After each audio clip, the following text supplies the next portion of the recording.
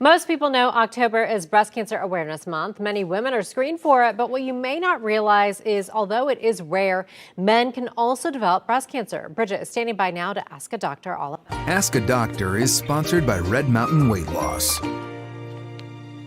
Breast cancer in men is much more rare than cases in women, but these cases are on the rise. According to the American Cancer Society, it's about 100 times less common among white men than white women, and about 70 times less common among black men and black women. But just like in women, early detection is always a key factor. Joining us this morning, we have Dr. Shanine Sashidina from the Oviedo Medical Center, as well as John North, who has been a survivor of breast cancer, here to share his story. Thank you all for being here. Thank you for having us. This is, of course, the month we talk about breast cancer, but so many times, John, we don't always think about men. And so for you, what was it as far as your awareness when this came up? A routine physical exam with my doctor. I lost my wife earlier this year, had some other medical problems, and followed up in August with just a routine checkup, and she noticed a very subtle anomaly in my left breast, and she asked how long it had been that way. I said I didn't know it was that way. I know, and that's what's so amazing about this is you were in for a routine checkup, which bravo to you for doing that, because so many times we see where people don't go in for their routine visits, but a lot of times one thing leads to another, and then you're so glad that the dots connected, right? Yes, absolutely. She sent me in the exam. She said, "Well, this looks interesting. So you're going to get to experience a mammogram." Right? What was that like? Well, it's kind of, just I don't know, disbelief, I guess. Like, okay, great, And I thought we were just being overly thorough, and and it was.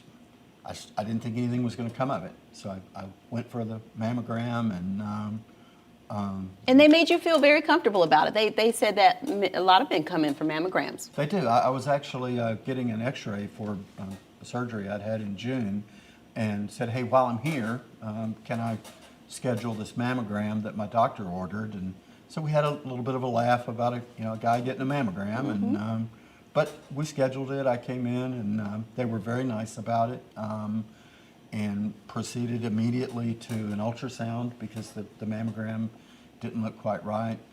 There was a lump, or a There was type of lump. something they saw in the mammogram. Yeah. He basically had a very subtle change in his exam, but the mammogram came back suspicious for a mass. And then when he came to see me, that's when I pointed it out to him. He wasn't even aware. So tell us about the whole treatment and surgeries and where you are now. As Dr. Sashina just said, my primary referred me to her, thankfully, and went through some additional imaging and biopsy, and but even at the very first appointment with her, she said she was pretty sure it was going to be cancer, so I was prepared. Biopsy confirmed it was a very common type of cancer, and we just proceeded very quickly to move to surgery. I had mastectomy of my left breast at Oviedo Medical Center September 29th, so almost 3 weeks ago. Wow. And I'm doing great. That's awesome. And do you have to have any more treatments? I follow up with an oncologist, Dr. Bolter. He will be needing something. Okay. Yeah. We don't know yet Yeah, what. exactly. But it went very well, doctor. Oh, yeah, very well. I mean, he was diagnosed stage 1. The issue with male breast cancer is that, number 1, it's rare, right? And number 2, men don't check themselves. Number 3, when they go for their physical, a lot of times their physicians don't check them either. And that's really important that be integrated as part of the exam. What are the Trojan horse symptoms? Because, we think about Yeah. lumps, but even a lump might not present itself so obviously. So what, with men especially, are the symptoms that can be like a Trojan horse, like you don't realize it's there? Actually, you know what? It's very similar to women. Lumps, discharge from the nipple, sometimes a lump underneath their arm. And when that happens, it's usually because they have spread to the lymph nodes already. That's one of the things with male breast cancer is, unfortunately, there's a delay in diagnosis, and so they have a little bit of a worse outcome. However, segments like this where we can educate people, right, that if something is not right, go get checked out.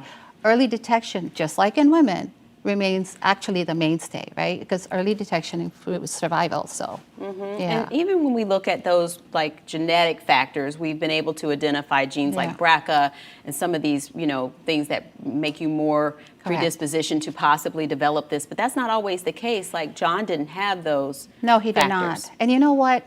Even in men, as in women, genetics is important, but it doesn't make up the majority of cancer cases. Most people who are diagnosed with breast cancer, male or female, do not have a genetic mutation. However, those that do, right, family history of ovarian, breast cancer, things like that, males can carry a gene. And when they do, they either get prostate cancer or breast cancer.